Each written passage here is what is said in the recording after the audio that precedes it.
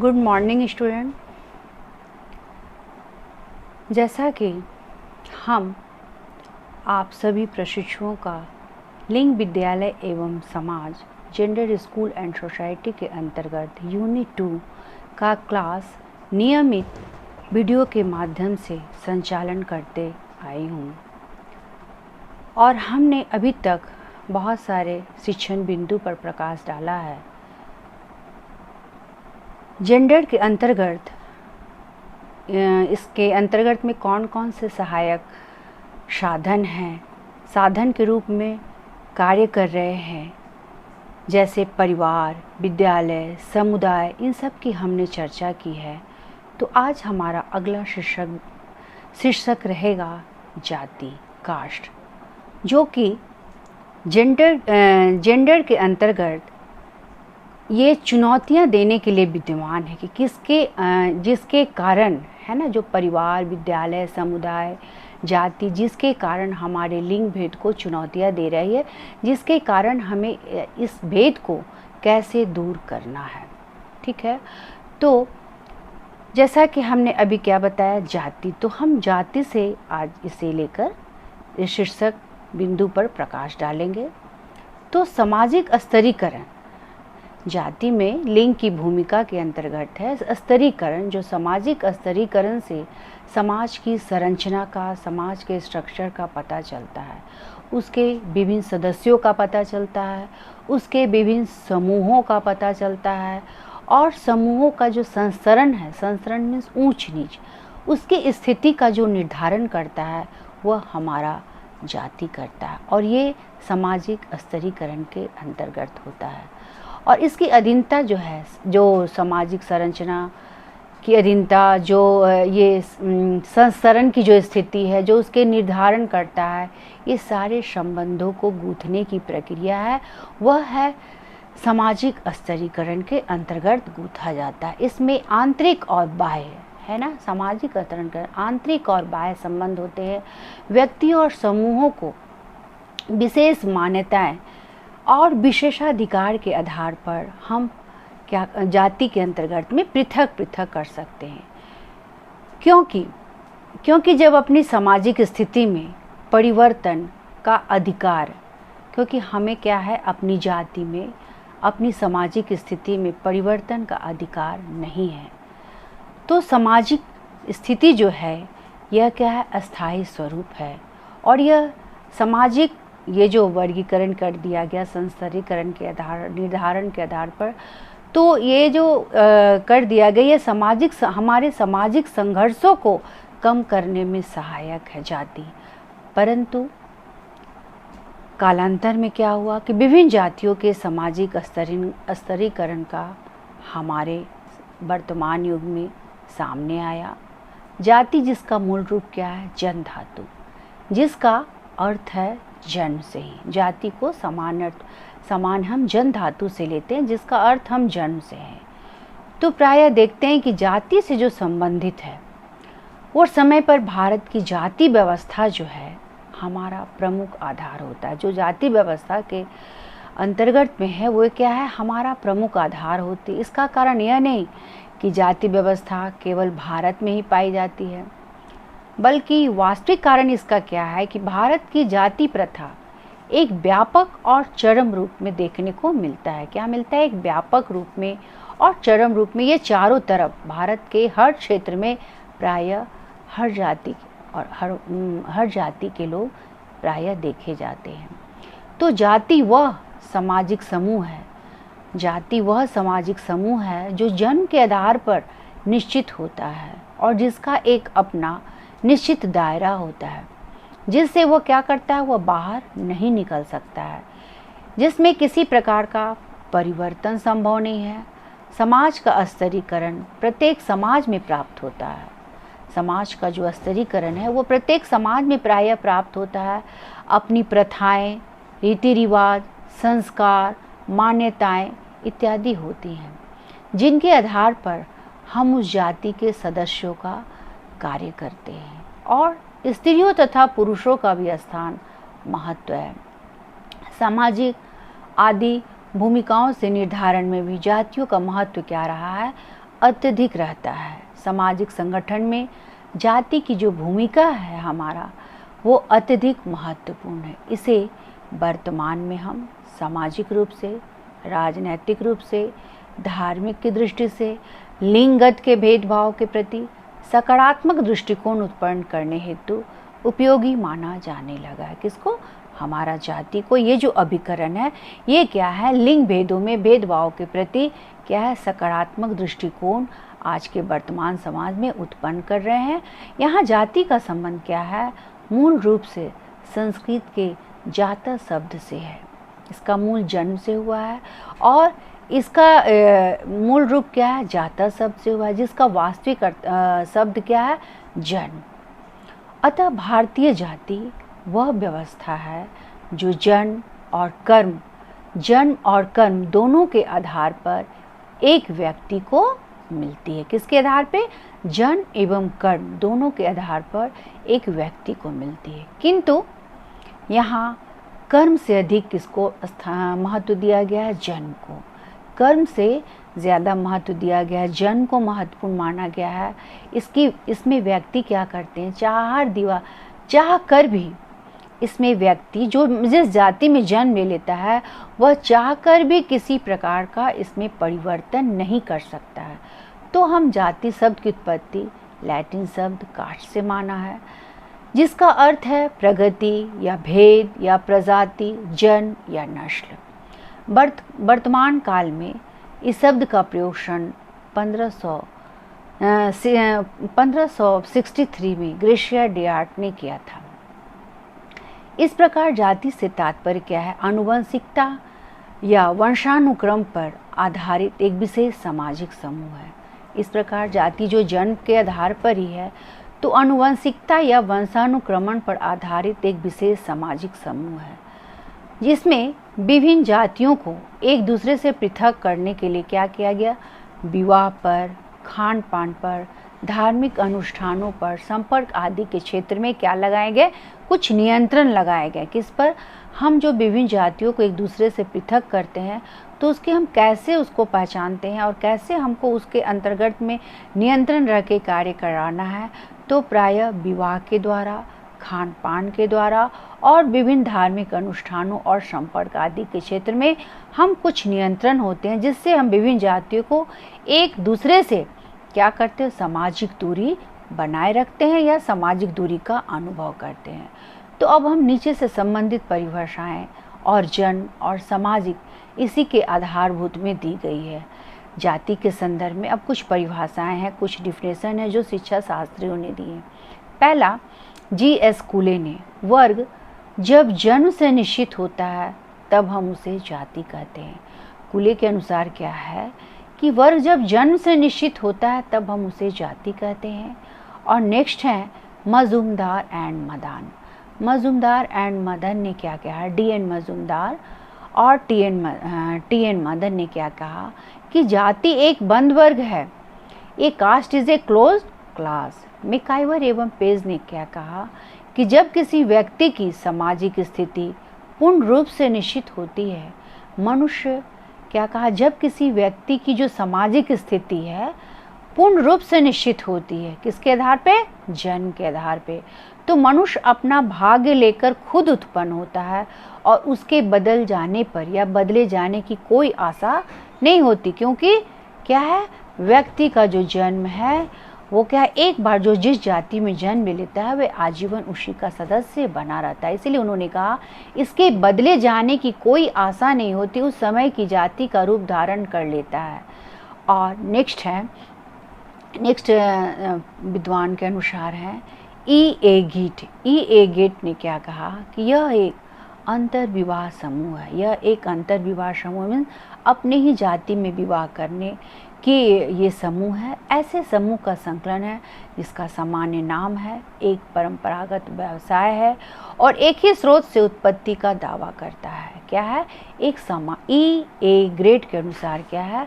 यह एक अंतर्विवाही समूह है, अपने ही समूह में रह के सारे कार्य करना ऐसे समूहों का संकलन है जिसका एक समान नाम है, एक परंपरागत व्यवसाय है और एक ही स्रोत से उत्पत्ति का दावा करते हैं और एक सजातीय भावना का निर्माण करने वाला समझा जाता है। इसके बाद अगला शिक्षा शास्त्री हॉवेल के अनुसार अंतर्विवाह एवं आनुवंशिक पक्ष के द्वारा सामाजिक वर्ग को एक अस्थायी रूप देना ही जाति है। क्या कहा? अंतर्विवाह एवं आनुवंशिक पक्ष के द्वारा सामाजिक वर्ग को अस्थायी रूप देना जाति है। और डॉक्टर घुरिये के अनुसार जाति एक गतिहीन वर्ग है। Caste is a class immobile. उपयुक्त परिभाषा के आधार पर यह स्वतः स्पष्ट हो गया कि जाति जन्म पर आधारित है और न ही परिवर्तन होने वाली एक सामाजिक संस्था। क्या इन सारे विद्वानों के अनुसार क्या स्पष्ट हो गया कि जाति जो है वो जन्म पर आधारित है, यह परिवर्तन होने वाली सामाजिक संस्था, और न ही यह परिवर्तन होने वाली सामाजिक संस्था है। वास्तव में जाति क्या है? एक जटिल व्यवस्था है जिसमें व्यवहार के बहुत से नियमों का समावेश है। जाति में संस्तरण की श्रेणियां हैं, समाज में स्तरीकरण होता है और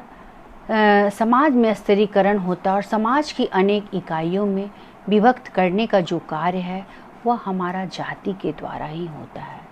और जाति की जो उपयुक्त परिभाषाओं में कुछ न कुछ क्या है, सारी जातियों में उपयुक्त परिभाषाओं में कुछ न कुछ कमियां पाई जा रही हैं, जिसके कारण हम कुछ विशेषताओं के आधार पर जाति व्यवस्था की प्रकृति को जानेंगे। कुछ विशेषताओं के तो अब हम देखेंगे कि जाति की विशेषताएं निम्न हैं क्या। आप लोग मुख्य बिंदुओं को नोट कर सकते हैं। Doctor GS. घुरिये के अनुसार जाति व्यवस्था क्या है? जन्मजात होती है। जो हमारा कास्ट सिस्टम है वो जन्मजात होता है। जो व्यक्ति जिस जाति में जन्म लेता है या जिस जाति में पैदा होता है वह उसी जाति का सदस्य आजीवन होता है। जन्म के अतिरिक्त वो किसी भी जाति की सदस्यता प्राप्त नहीं होती। कोई भी व्यक्ति अपनी इच्छा अनुसार क्या करता है, ना तो जाति बदल सकता है और ना ही वह ग्रहण कर सकता है। यदि जाति परिवर्तन व्यक्ति की इच्छा पर, यदि जाति परिवर्तन है जो अगर व्यक्ति की इच्छा पर अगर आधारित होता है तो वर्ग और जाति में क्या होगा, अंतर नहीं रह जाएगा और यह संस्था कभी भी समाप्त हो गई होती। अगर ये अंतर रहता जाति और वर्ग में तो इन्होंने क्या कहा कि जाति और वर्ग की जो संस्था है वे कभी समाप्त हो गई होती रहती। इसीलिए यह संस्था क्या है, उदाहरण के लिए जैसे धोबी परिवार में जन्म लेने वाला सदस्य धोबी ही कहलाएगा, नाई का पुत्र नाई ही बनेगा। तो यह अस्थायी होता है, यह व्यक्तियों पर नियंत्रण स्थापित करता है। जाति वंशानुगत होती है, उसके व्यवसाय वंशानुगत होते हैं। जातियों में पेशे पीढ़ी दर पीढ़ी हस्तांतरित होते रहते हैं। जातियों में प्राय क्या होते हैं, पीढ़ी दर पीढ़ी जो उनका पेशा है, जो उनका व्यवसाय है, वे हस्तांतरित होते हुए ट्रांसफ़र होते रहते हैं। वे अपनी पीढ़ी दर पीढ़ी इसको चलाते रहते हैं, जिन्हें छोड़ना जाति के सदस्य को उचित नहीं समझते। जाति तथा व्यवसाय में क्या है, घनिष्ठ संबंध है। भारतीय समाज में हमारा यजमानी प्रथा का उदय हुआ है। ऊंची जातियों के व्यवसाय ऊंचे होते हैं और नीची जातियों के जो व्यवसाय हैं वे क्या है, नीचे, क्योंकि ब्राह्मण को क्या दिया गया है, समाज में सबसे ऊंचा स्थान प्राप्त है ना। ब्राह्मणों को समाज में हमारा सबसे ऊंचा स्तर मिला हुआ है, इस कारण इसका व्यवसाय क्या है, ब्राह्मणों का ऊंचा है। और कोई भी जाति अपनी परंपरागत व्यवसाय को नहीं छोड़ सकते। सभी व्यक्ति अपने व्यवसाय को क्या समझते हैं कि ये मेरे व्यवसाय जो हैं वे ईश्वर प्रदत्त समझकर उसी के द्वारा जीविका को उपार्जित करता है और वो अपना उसको धर्म समझता है, अपने व्यवसाय को वो धर्म समझता है और ईश्वर के तुल्य उसे मानकर उसे अपने आगे पीढ़ी दर पीढ़ी उसको बनाए रखता है। सजातीय समूहों का निर्माण, नेक्स्ट क्या है, सजातीय समूहों का निर्माण। तो सजातीय समूह है ना, एक मनुष्यों की एक ऐसा समूह है जिसके सदस्य किसी वास्तविक या काल्पनिक वंश परंपरा के माध्यम से अपने आप को एक नस्ल के वंशज मानते हैं। जातीय समूह, सजातीय समूह जो है वो एक ऐसा समूह है जिसके सदस्य किसी वास्तविक या काल्पनिक वंश परंपरा के माध्यम से अपने आप को एक नस्ल के वंशज मानते हैं। जाति का एक अपना नाम होता है, इसमें सदस्य एक विशिष्ट प्रकार के अंतर समूह पारस्परिक क्रिया का उत्पाद मानते हैं। नेक्स्ट क्या है, सभी जातियाँ कुछ समान परंपराओं का अनुसरण करती है। सभी जातियाँ कुछ समान परंपराओं का अनुसरण करती है। All caste follow some common traditional. तो एक जाति के ऊपर अनेकों प्रतिबंध लगाए गए हैं, एक जाति के ऊपर अनेकों प्रतिबंध लगाए जा रहे हैं। वह जाति जो सामाजिक संस्करण की जिस श्रेणी में आती है उसी के अनुसार उसकी सामाजिक और धार्मिक नियोक्ताएँ भी निश्चित रहती है। उदाहरण के लिए क्या है कि पहले अछूत वर्ग के सदस्य न तो मंदिर में प्रवेश कर सकते थे, न ही सार्वजनिक जगहों पर जा सकते थे, न ही वह सार्वजनिक चीज़ों को व्यवहार में ला सकते थे। तो नियमों की अवहेलना करने पर उन्हें क्या दी जाती थी, कठोर दंड दिया जाता था। नीचे जाति के व्यक्ति का स्पर्श करना तो दूर, उनकी शक्ल देखना भी क्या है, इनके आधार पर बुरा माना जाता था। किंतु इस पर ये प्रतिबंध, किंतु अब क्या हो रहे हैं, हमारे जो वर्तमान समाज है ये प्रतिबंध कम होते जा रहे हैं। नेक्स्ट पॉइंट है, इनका एक सामान्य नाम, एक समान परंपरागत व्यवसाय होता है। इनका एक सामान्य नाम तथा समान परंपरागत व्यवसाय होता है। जाति का एक अपना सामान्य नाम है और एक सामान्य व्यवसाय है। परंपरागत वर्ण व्यवस्था में व्यवसाय का सिद्धांत आधार था। व्यवसाय का जो सिद्धांत था वो उनका आधार था, उनका बेस था। उसी के अनुसार कुछ जातियां बनी थीं, जैसे कपड़ा धोने का काम करने वाले धोबी कहलाएं, तेल निकालने वाले को तेली कहलाएं, चमड़े का काम करने वाले को चमार कहलाएं। इस प्रकार सभी व्यक्ति अपनी जाति के सदस्यों का दूसरी को जाति के व्यवसाय को करने से क्या करता था, रोकता था। इसीलिए क्या किया कि उनका अपना सामान्य नाम होना चाहिए और सामान्य परंपरागत व्यवसाय होना चाहिए। जो ये परंपरागत व्यवसाय को क्या है, एक दूसरे जाति क्या है इसको करने से रोकते थे। अपने अपने जाति के जो कार्य के अनुसार श्रम विभाजन बटे हुए थे उन्हीं के अनुसार वे कार्य करते थे। सामाजिक स्तरीकरण का कार्य करती है ये हमारा जो जाति की जो विशेषता है वो स्तरीकरण का भी कार्य करती है, क्योंकि स्तरीकरण के ही आधार पर इसका जाति का निर्धारण हुआ है, स्थिति का निर्धारण हुआ। तो जाति तथा वर्ग आधुनिक समाजों में स्तरीकरण के दो प्रमुख आधार हैं। जाति प्रणाली में व्यक्ति का सामाजिक स्तर, विशेषाधिकार, कर्म आदि जन्म के अनुसार कार्य करती है। क्या करती है, जाति प्रणाली में व्यक्ति का सामाजिक जो स्तर है या जो विशेषाधिकार है, कर्म है, सब कहाँ होते हैं, जन्म के आधार पर ही कार्य करती है। और इसके विपरीत वर्ग प्रणाली में व्यक्ति की कार्य तथा पद का निर्धारण उसकी योग्यता तथा उपलब्धियों के आधार पर होता है। तो इसमें भी डॉक्टर घुरिये के अनुसार क्या कहे हैं डॉक्टर घुरिये ने कि संरचनात्मक वे हैं, है ना, जाति की संरचनात्मक वे हैं जो जाति के ढांचे से संबंधित हैं और संस्थापक विशेषताएं हैं जो इससे संबंधित विभिन्न नियंत्रणों को स्पष्ट करती है। संरचनात्मक मीन्स यहाँ पर क्या, जैसे जाति को हमने क्या किया, ब्राह्मण, क्षत्रिय, वैश्य, शूद्र, ये जाति की संरचनात्मक है, जो जाति का ढांचा, जो जाति के ढांचे को बताता है और उसकी संस्थापक विशेषताएं हैं। और ये जो है सारे जाति जो ब्राह्मण, क्षत्रिय, वैश्य, शूद्र हैं, ये क्या करते, विभिन्न नियंत्रणों में रहकर अपने अपने कार्य, अपने अपने व्यवसाय के तरफ वे क्या करते हैं, ध्यान देते हैं। तो अब हम नेक्स्ट इसके अंतर्गत जानेंगे कि जाति की संरचनात्मक जो विशेषताएं हैं वे क्या हैं। संरचनात्मक विशेषताएं हैं क्या, किसके अनुसार, डॉक्टर घुरिये के अनुसार। तो समाज का जो खंडात्मक पॉइंट, इसमें विभिन्न निम्नलिखित बिंदु हैं, इस पर आप लोग गौर कर सकते हैं, अपने मुख्य बिंदुओं को कॉपी में नोट कर सकते हैं। पहला है समाज का खंडात्मक विभाजन। तो कैसे इसका डिवीजन ऑफ सोसाइटी, हमारे समाज में इसका कैसा डिवीज़न किया गया जाति के आधार पे। तो जाति की जो संरचना है हमने क्या बताया, ब्राह्मण, क्षत्रिय, वैश्य और शूद्र। तो जाति संपूर्ण समाज को क्या करती है, कुछ खंडों तथा टुकड़ों में विभाजित करती। जाति जो है वे खंडों या टुकड़ों में विभाजित करती। प्रत्येक खंड के सदस्य की स्थिति देखी जाती है, भूमिका देखी जाती है और उसकी प्रतिष्ठा, जो कि जन्म से ही निश्चित होती है। तो प्रत्येक खंड के सदस्यों में एक दृढ़ सामुदायिक भावना होती है। प्रत्येक सदस्यों के एक दृढ़ सामुदायिक भावना होती है, जो अपनी जाति के नियम तथा स्थिति के अनुसार कार्य करता है और सभी का क्या होता है, नैतिक कर्तव्य होता है। प्रत्येक खंड के सदस्यों में जब जैसे ब्राह्मण, क्षत्रिय, वैश्य, प्रत्येक खंड के सदस्यों में जब सामाजिक स्थिति आ जाएगी और उसमें सदस्यों में सामुदायिक भावना आ जाएगी, उसकी दृढ़ मजबूत रहेगी, तो जाति के नियम और स्थिति क्या है, स्वयं भी अपने अपने कार्य करेंगे और नैतिक कर्तव्य करेंगे। वे अपनी जाति के प्रति क्या है, श्रद्धालु हैं एवं उत्तरदायी हैं, ईश्वर का रूप मानते। यदि जाति का कोई सदस्य नैतिक नियमों का पालन नहीं करता है तो पंचायत उस पर क्या करती है, जुर्माना भी कर देती है या हमारा ये दंड दिया जाता है। कभी कभी हुक्का पानी भी बंद कर दिया जाता है और उस व्यक्ति को जाति से भी निकाल दिया जाता है। ये क्या है, इसके लिए बहुत बड़ा काम करता है।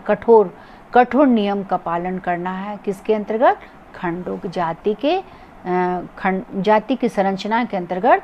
समाज का जो खंडात्मक विभाजन है उसके अंतर्गत बहुत कठोर नियम पालन किए जाते हैं। दूसरा क्या है, संस्तरण। अब जाति की जो संस्तरण की जो विशेषता है, संस्तरण का मतलब ही है ऊंच और नीच। तो जाति की विशेषता है कि समाज को स्तरीकृत करने का कार्य करती। क्या करने का, स्तरीकृत करने का, बांटने का। जातियों का ऊंचा या नीचा होना इन विभिन्न खंडों द्वारा निश्चित होता है। जातियों का ऊंचा या नीचा होना ये क्या होता है, विभिन्न खंडों द्वारा निश्चित होता है। प्रत्येक व्यक्ति की जाति क्या है, जन्म पर आधारित होती है।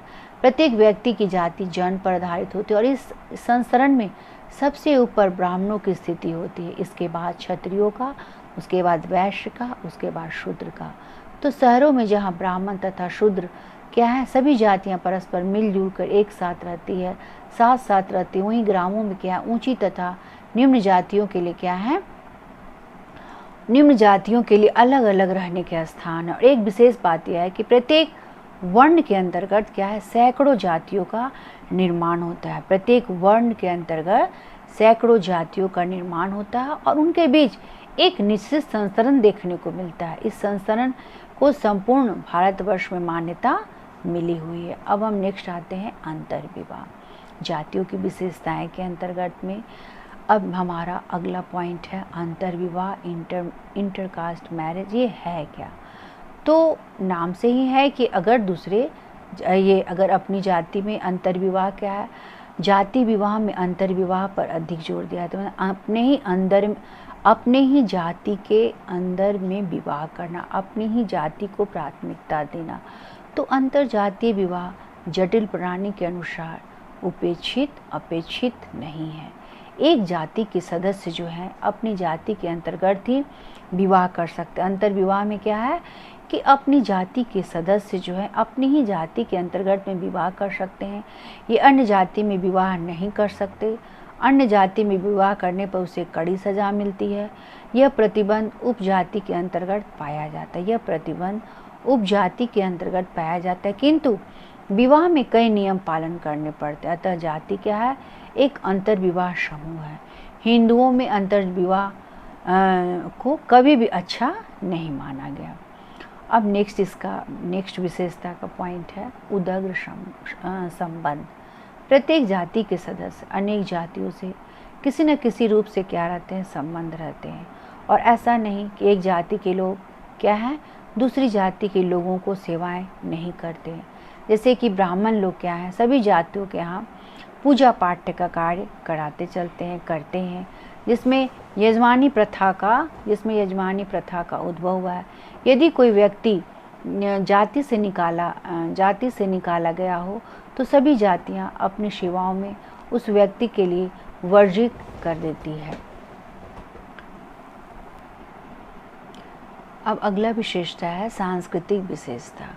सामाजिक संगठन में पवित्रता, अपवित्रता, छुआछूत तथा ऊंच नीच की भावना अपना स्थान रखती है।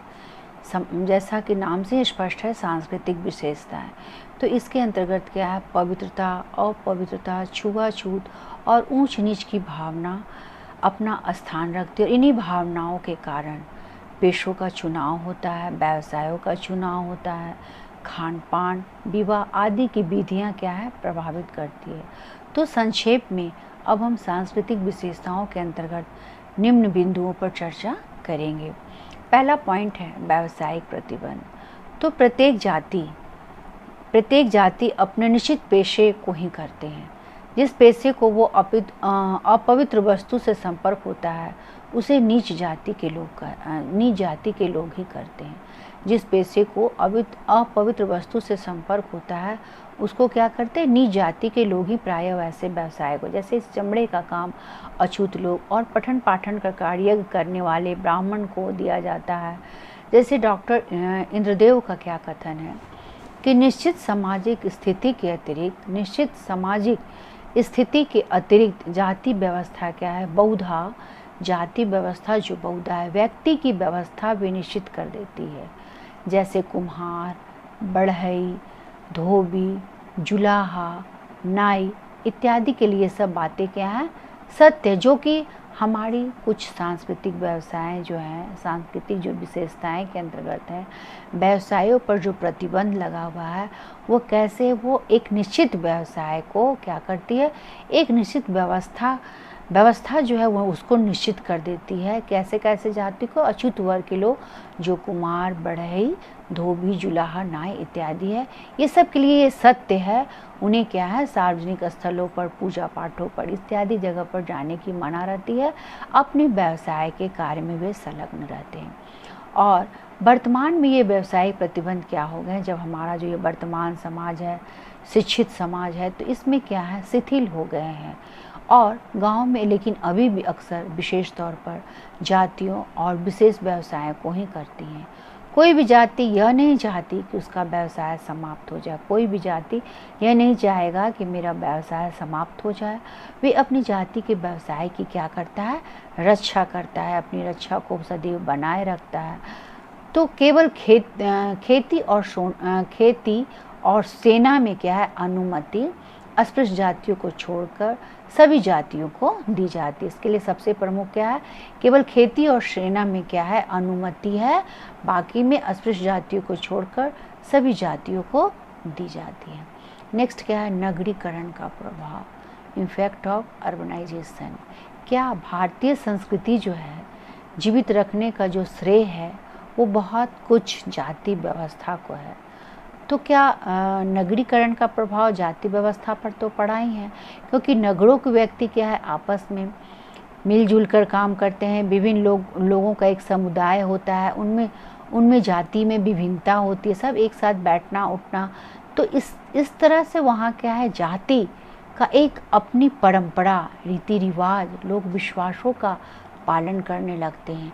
नगरों में प्राय देखिएगा हर पर्व त्यौहार, मुहर्रम, ईद, विजयादशमी, क्रिसमस इत्यादि अवसरों पर सभी जातियों के लोग क्या हैं, एकत्र होकर क्या मनाते हैं, ये हर्षोल्लास से पर्व मनाते हैं। और इससे जातिगत भेदभाव में क्या होती है, कमी आए तथा वर्ग भेद की उत्पत्ति हुई। उद्योग धंधों को बढ़ाने से कर्मचारी और श्रमिकों को एक स्थान पर क्या हो गया, जैसे ही उद्योग धंधे बढ़े तो कर्मचारी और श्रमिकों की ज़रूरत पड़ी, वो बड़ी संख्या में मिलजुल कर नगरों में कार्य करने लगे। तो इस कारण नगरीय समाज के जो ये वर्गीय जो ढांचे हैं, इसमें जाति का महत्व क्या हो रहा है, घटता ही जा रहा है। नेक्स्ट क्या है, यातायात एवं संचार के साधनों का अभाव। यातायात एवं संचार के साधनों का प्रभाव भी हमारे जाति को क्या कर दिया, शिथिल कर दिया, कमज़ोर कर दिया। विज्ञान की उन्नति के साथ साथ तीव्रगामी यातायात के साधन का प्रसार अधिकाधिक होता जा रहा है। इससे सभी जाति के लोगों को एक साथ यात्रा करनी पड़ती है। गाड़ी या बस व्यवस्था के अंतर्गत एक स्थान पर खाना, पानी पीना पड़ता है। इससे सामाजिक क्या हो जाती है, गतिशीलता में वृद्धि होती है और लोगों में परस्पर क्या हो जाता है, संपर्क बढ़ता है। घूमने फिरने और भ्रमण से लोगों में रूढ़िवादी विचार भी ढीले पड़ते हैं। इसमें वृद्धि होने के कारण भौगोलिक जो पृथकता है ना, इसमें क्या हो गई, नगरीकरण के कारण आने जाने में एक जगह से दूसरे जगह लोग जाए, सामाजिक गतिशीलता बढ़ गई। सामाजिक गतिशीलता के साथ साथ गतिशील परिवार भी बढ़ गए। तो इसके कारण घूमने फिरने भ्रमण से रूढ़िवादी विचार जो है हमारे, वे ढीले पड़ गए, कमज़ोर पड़ गए। इससे वृद्धि होने के कारण भौगोलिक जो पृथकता है, भौगोलिक, वो समाप्त हो गई। और व्यक्ति आज एक नगर में कार्य करता है, कल किसी दूसरे नगर में कार्य करता है। इससे भी हमारा क्या हो गया, जातिगत भेदभाव में कमी आ गई। नेक्स्ट है नवीन व्यवसायों का जन्म, बर्थ ऑफ न्यू बिजनेस। कैसे नए व्यवसायों का जन्म हुआ, ये जाति की विशेषता के अंतर्गत है।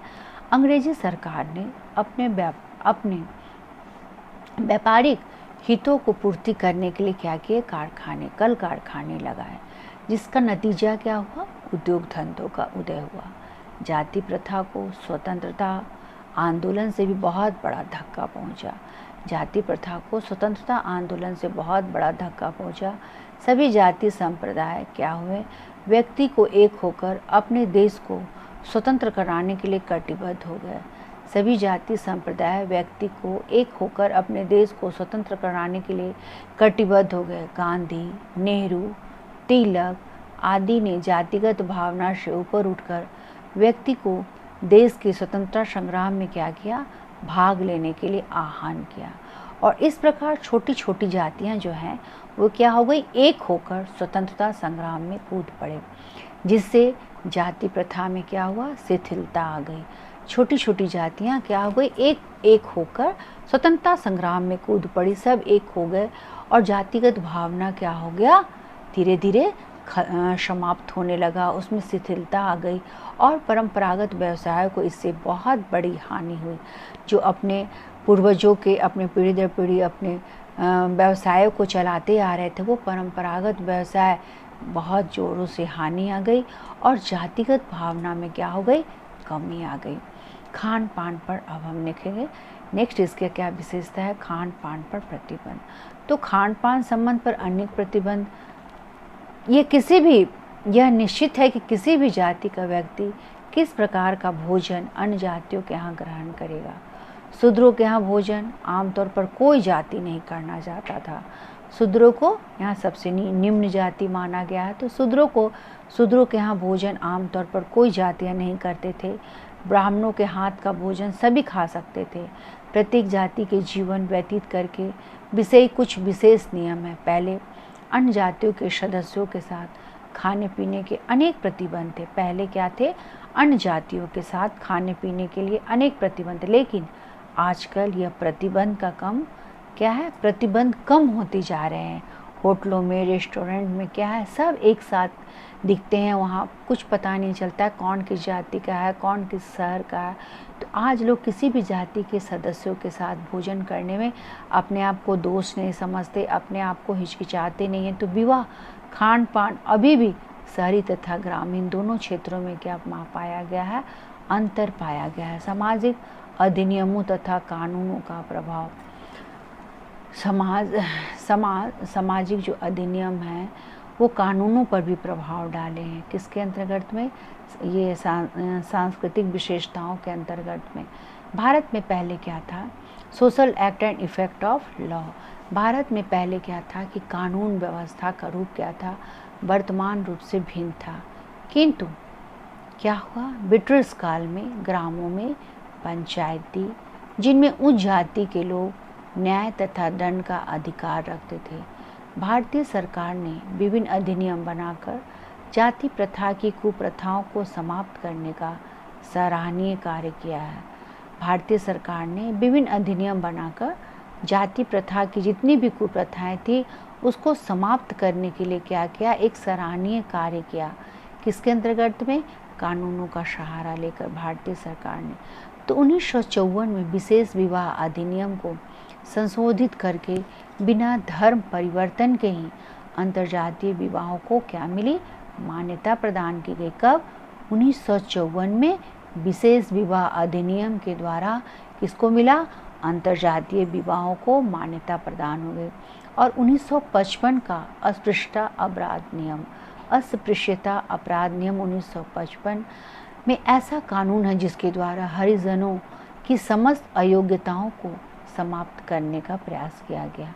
हरिजनों की समस्त अयोग्यताओं को समाप्त करने का प्रयास किया गया। कानून तथा सामाजिक अधिनियमों को बनाकर देश की समस्त जातियों को क्या मिला? समान अधिकार प्रदान किए गए, जिनके अनुरूप कार्य किया गया। किसके अनुरूप? सामाजिक अधिनियमों को बनाकर देश के समस्त जातियों को समान अधिकार मिला।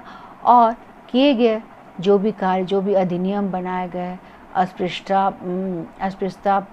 अस्पृश्यता अपराध नियम 1954 में विशेष विवाह अधिनियम, इन सबों के अनुरूप क्या बोला गया कि इस अनुरूप के अनुसार ही हमें कार्य करना है। नेक्स्ट हमारा पॉइंट है नवीन अर्थव्यवस्था तथा औद्योगिकरण। तो ब्रिटिश काल से ही हम भारत में सभी प्रकार की अर्थव्यवस्था का जन्म हुआ। ब्रिटिश काल में क्या हुआ? सभी प्रकार की अर्थव्यवस्था का जन्म हुआ, जिसके परिणाम ब्रिटिश काल में भारत में सभी प्रकार की अर्थव्यवस्था का जन्म हुआ, जिसके परिणाम स्वरूप क्या हुआ? औद्योगिकरण में क्या हो गई? वृद्धि हुई। और औद्योगिक युग के प्रारंभ में इस इतिहास में परिवर्तन आने लगे। नगर में उद्योगों के विकास में निरंतर क्या हो गए? नए नए कारखाने, फैक्ट्री, मिल आदि खुलते जा रहे। इन कारखानों में जाति के अनुसार क्या हुआ? जाति के अनुसार कार्य का विभाजन नहीं किया गया। वर्ण किसके अनुसार? योग्यता और कुशलता के आधार पर प्रायः क्या किया गया? विभाजन किया गया। और वर्ण इतिहास इस बात का साक्षी है कि विभिन्न जातियों में कार्य का विभाजन करके जन्म के आधार पर किया जाता था, परंतु इस कार्य पद्धति ने जातिवाद की भावना को निसंदेह कम कर दिया। किस कार्य की पद्धति ने? जाति की जो विशेषताएं हैं संरचनात्मक परिवर्तन में और सांस्कृतिक विशेषताओं के परिवर्तन में, तो इन सब क्षेत्रों में क्या कर दिया गया? कार्य पद्धति ने जातिवाद की भावना को निसंदेह कम कर दिया। अब हम अगला देखेंगे, अगला जाति से ही रिलेटेड है कि जाति के ही अवधारणा तथा विकास, concept and development of caste. जाति की अवधारणा तथा विकास कैसे हुआ? जाति की अवधारणा है क्या? उसका कॉन्सेप्ट क्या है? तो पहले हम एक दिनकर के अनुसार कुछ पंक्तियाँ जाति से बहुत अच्छे इन्होंने अपने शब्दों में लिखा है कि जाति जाति रटते जिनकी पूंजी केवल पाषाण, मैं क्या जानूं जाति, जाति हैं ये मेरे भुजदंड। जाति जाति रटते जिनकी पूंजी केवल पाषाण, मैं क्या जानूं जाति, जाति हैं ये मेरे भुजदंड। ऊपर सिर पर कनक छत्र, भीतर काले के काले, शर्माते हैं नहीं जगत में जाति पूछने वाले। दिनकर ने जाति को ये छोटी सी पंक्ति के साथ बहुत बड़ी बात कही है कि जाति जाति रटते जिनकी पूंजी केवल पाषाण, है ना। जाति जाति रटते हैं, जो ऊंची जाति के लोग रहते हुए अपनी जाति में लगे रहते हैं, लेकिन आज के ज़माने में जाति पूछने वाले कि तुम कौन सी जाति के हो, ये पूछने वाले जाति अपने आप को वो बताते हैं कि मैं क्षत्रिय हूँ, मेरे भुजदंड बड़े विशाल हैं, लेकिन वो भीतर से कैसे रहते हैं? काले के काले। वे भीतर से काले के काले बने रहते हैं। और ये जगत जो है ये नहीं थकता कि आप किस जाति के हो, किस जाति में जन्म लिए हो, ये पूछने से नहीं शर्माते। जाति के श्रम प्रत्यय को भली प्रकार समझने के लिए हमें भारत में जाति व्यवस्था और उसके प्रतिमानों को समझना क्या आवश्यक होगा, जिसे हम प्रायः दो भागों में विभक्त कर सकते हैं। पहला है प्राचीन भारतीय सामाजिक व्यवस्था और दूसरा है आधुनिक भारतीय सामाजिक व्यवस्था। पहले हम प्राचीन भारतीय सामाजिक व्यवस्था पर चर्चा करेंगे कि प्राचीन भारतीय सामाजिक व्यवस्था है क्या। प्राचीन भारतीय सामाजिक व्यवस्था और सामाजिक व्यवस्था का वर्णन प्राय कहाँ मिला है? वेद, वेदांगों में, उपनिषदों में, स्मृतियों में इत्यादि के द्वारा हमको प्राप्त होता है। प्राचीन भारतीय समाज धर्म से अनुप्राणित समाज था। अपने प्रारंभिक स्तर पर और वैदिक कालीन समाज में लिंग विभेद को प्राप्त नहीं होता था। वेदों में जीवन शरद सतम का वर्णन है। वेदों में क्या है? जीवन शरद सतम का वर्णन है, अर्थात हम 100 वर्ष तक जिए, अर्थात हम 100 वर्ष तक जिए। यहाँ पर ऐसा नहीं है कि पुरुष मात्र के ही 100 वर्ष जीने की कल्पना है, अपितु स्त्री पुरुष दोनों के लिए है। यहाँ पर समाज में वर्णाश्रम व्यवस्था है, आश्रम व्यवस्था प्राप्त थी, अपितु ध्यान देने योग्य तथ्य यह है कि वे व्यवस्थाएं स्त्रियां और पुरुष दोनों के लिए ही थी तथा उस समय स्त्रियों को उन्नत देश का द्योतक माना जाता था। क्या माना जाता था? स्त्रियों और पुरुष दोनों एक के लिए हैं और उस समय स्त्रियों की दशा उन्नत देश का द्योतक माना जाता था।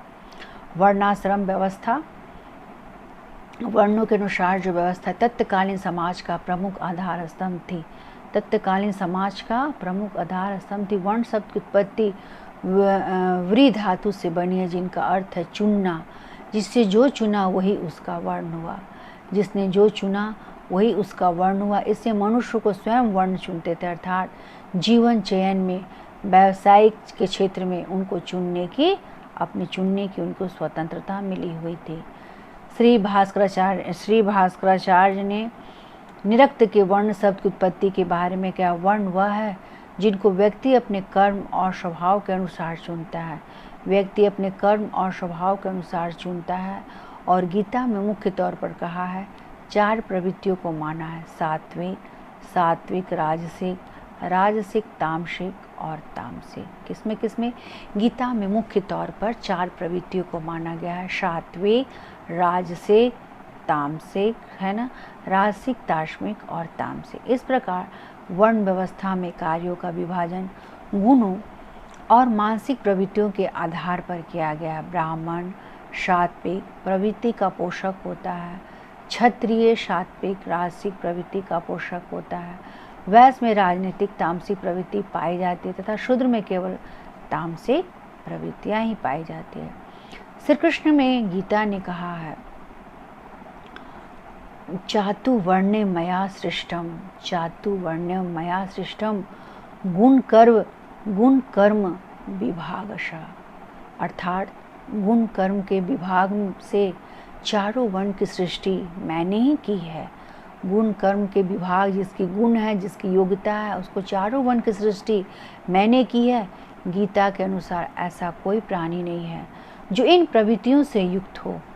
अतः ब्राह्मण, क्षत्रिय और वैश्य क्या हुए? और शूद्र, ये 4 वर्ण देव कृत्य कर्मों के संस्कार स्वरूप स्वभाव से उत्पन्न गुणों के अनुसार विभक्त हैं। ये जो ब्राह्मण, क्षत्रिय, वैश्य, शूद्र हैं, ये 4 जो वर्ण हैं, ये दैव कृत्य कर्मों के संस्कार स्वरूप स्वभाव से उत्पन्न गुणों के अनुसार विभक्त है। प्रारंभ में वर्ण व्यवस्था में जन्म के स्थान पर और गुण और कर्म के स्थान पर महत्वपूर्ण स्थान दिया गया है। प्रारंभ में क्या किया है? वर्ण व्यवस्था को जन्म के स्थान पर, गुण और कर्म को महत्वपूर्ण स्थान दिया गया। ऋग्वेद में यह जगह उल्लेख है, न दासो नार्यो महित्वा प्रीत मिमाय, न दासो नार्यो महित्वा प्रीत मिमाय, अर्थात मैं किसी को जन्म देने से दास या अर्थ नहीं समझता। कहने का तात्पर्य है कि मैं किसी को जन्म देने से दास या आर्य नहीं समझता। मैं उसका मूल्यांकन किससे करता हूँ? उसके गुणों से करता हूँ। किंतु हिंदू धर्मशास्त्र में कहा गया है जन्मना जायते शूद्र संस्कार्यत द्विज उच्यते, अर्थात प्रत्येक व्यक्ति जन्म से शूद्र होता है। केवल उपनयन संस्कार के बाद से ही वह द्विज बनता है। गुण और कर्म का प्रश्न वंशानुक्रमण और प्रवृत्तियों में भेदभाव दिखलाई देने पर ही उठाया जा सकता है। वैदिक ऋषियों ने वर्ण का आशय रंग से भी किया है, किंतु वर्ण व्यवस्था उनके रंग पर क्या है, आधारित नहीं थी। ऋग्वेद ने मनुष्यों के मस्तिष्क को, ब्राह्मण को बाहु से क्षत्रिय, उरु पेट को और वैश्य और पाँव को शूद्र कहा है। ब्राह्मणो अस्य मुखमासित बाहु राजन्य कृत, ब्राह्मणो अस्य मुखमासित बाहु राजन्य कृत, उरु तदस्य यगस्य पदम्भ्या शूद्रो अजयात।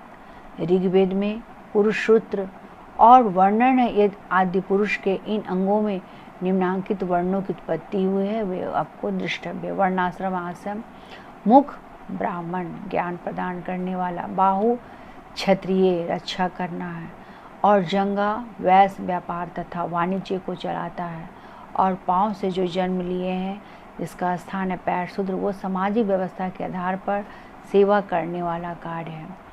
तो वैदिक काल में क्या हुआ, विद्वानों को ब्राह्मणों ने पुष्ट, शारीरिक, सौष्ठव एवं शक्तिमान बलशाली को, क्षत्रिय कृषि कार्य में अभिरुचि रखने वाले और भैरव वाला जो इन तीनों वर्णों से अलग होते थे उन्हें शुद्ध वर्ण में माना है। क्या क्या किया, वैदिक काल में विद्वानों ने ब्राह्मण, पुष्ट, शारीरिक, सौष्ठव एवं शक्तिमान बलशाली को, क्षत्रिय कृषि कार्य में अभिरुचि रखने वाले को वैश्य तथा जो इन तीनों वर्णों से अलग होते उन्हें शुद्ध वर्ण माना जाता है। और इस प्रकार ब्राह्मण का कार्य क्या है, ज्ञान देना, दान देना, यज्ञ देना और यज्ञ कराना, यज्ञ करना, यज्ञ कराना, दान देना, दान लेना। तो क्षत्रियों का कार्य क्या है, राष्ट्रीय संपत्ति की रक्षा करना, वो बहुत अभिमान और घमंड से रहते। क्षत्रियों का क्या कार्य है, राष्ट्रीय संपत्ति की रक्षा करना, दुष्टों को दंडित करना, समाज के लिए सभी प्राणियों की रक्षा करना। वैश्यों का कार्य क्या है कि समाज के लिए व्यवसाय करना। शूद्रों का कार्य क्या है, वैश्यों का कार्य है समाज के लिए व्यवसाय करना और कृषि कार्य करना एवं अनुत्पादन, अन्न का उत्पादन करना। और शूद्रों का कारण क्या है कि समाज के सभी वर्गों मीन्स क्या, ब्राह्मण, क्षत्रिय, वैश्य सभी वर्गों की सेवा करना और उनके कर्म, धर्म और पूर्ति में सहायता करना, शारीरिक श्रम करना आदि था। इस प्रकार इस काल में वर्ण व्यवस्था मनुष्य के कर्म पर निर्धारित होती थी।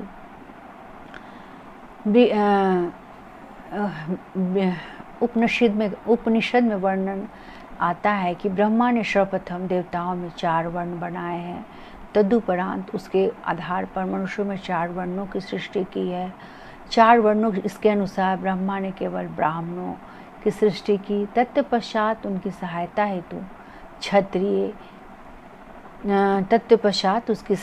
हेतु क्षत्रिय देवताओं इंद्र, वरुण, सोम, रुद्र की सृष्टि की। इसके बाद ब्रह्मा ने वैश्य देवताओं वसु, आदित्य, मारुत की सृष्टि की तथा अंत में सूर्य देवता के रूप में प्रशांत देवता की सृष्टि की।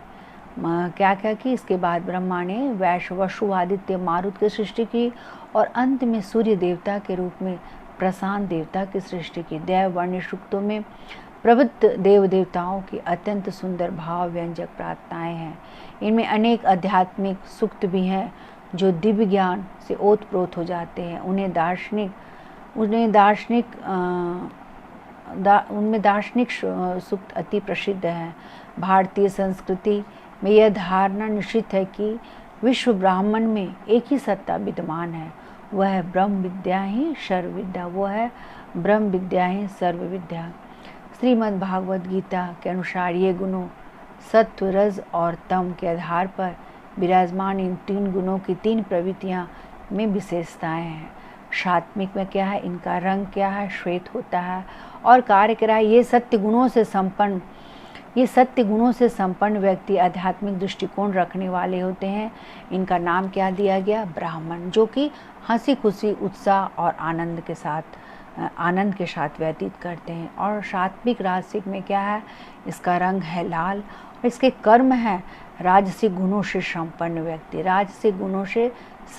व्यक्ति। और इसका ये नाम क्या हो गया, ये क्षत्रिय। और नेक्स्ट है राजसिक तामसिक, इनका रंग कैसा है, पीला, नारंगी। तो इसके अंतर्गत क्या, जीवन भर सुख दुख के बीच इनको झूलना है। वो कौन आते हैं, वैश्य। और तीसरा है तामसिक। तो इसके अंतर्गत क्या है, इनका रंग है काला रंग, लेकिन इनके कर्म क्या है, इस प्रवृत्ति वाले व्यक्ति में अज्ञानता, इसको क्या करना है, सबकी सेवा करना, हर वर्ण के लोगों को सेवा करना। वो क्या कहलाते हैं, शूद्र। वो शूद्र के नाम से जाने जाते हैं। ये कमज़ोर होते हैं, इनकी याददाश्त की कमज़ोरी रहती है। कर्म करने वाला इतना अज्ञानी होता है कि उसे कर्म के परिणाम पर क्या रहता है, करने पर उस पर ध्यान ही नहीं रहता है। अब हम नेक्स्ट है आश्रम व्यवस्था।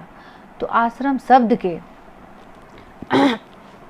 आश्रम शब्द संस्कृत के श्रम धातु से ले गया है, जिसका अर्थ परिश्रम, कार्य और शरीर को उद्देश्य के साथ गतिशील रखना है। तो इसके अंतर्गत भी डॉक्टर P.L. प्रभु के अनुसार आश्रम शब्द दो तरह से होते हैं। अर्थ लगाया गया वह स्थान जहाँ कार्य किया जाता है, कार्य जो अपेक्षित है उसे करना है। श्रम का यहाँ पर क्या लगाया गया है, वह स्थान जहाँ कार्य किया जाता है और कार्य जो अपेक्षित है उसे करना है। आश्रम शब्द का शाब्दिक अर्थ है विश्राम स्थल या पड़ाव से है। हिंदुओं के अनुसार जीवन का अंतिम लक्ष्य क्या है, मोक्ष की प्राप्ति है, और उस लक्ष्य को लंबी यात्रा में आश्रम पड़ाव के समान है। महाभारत के शक्ति पर्व में वेद व्यास ने आश्रम व्यवस्था को 4 खंडों वाली एक ऐसी पीढ़ी बताया जो ब्रह्मा की ओर ले जाने वाली है। चतुर्दशी हीनी श्रेणी बम मृदा प्रतिष्ठता एता मुहायिनी श्रेष्ठी ब्रह्मा लोक महित्या। इस प्रकार मनुष्य आश्रम व्यवस्था में अपने को एक व्यवस्था से दूसरी व्यवस्था के लिए तैयार करता है। इस प्रकार मनुष्य क्या करता है, आश्रम व्यवस्था से अपने को एक व्यवस्था से दूसरी अवस्था के लिए तैयार करता है और मोक्ष प्राप्ति के लिए क्या करता है, प्रयत्नशील करता है। मनुष्य की जितनी भी मौलिक आवश्यकताओं की पूर्ति के लिए समस्त क्रियाओं को सुव्यवस्थित रूप से निर्देशित करने की प्रक्रिया ही आश्रम व्यवस्था है।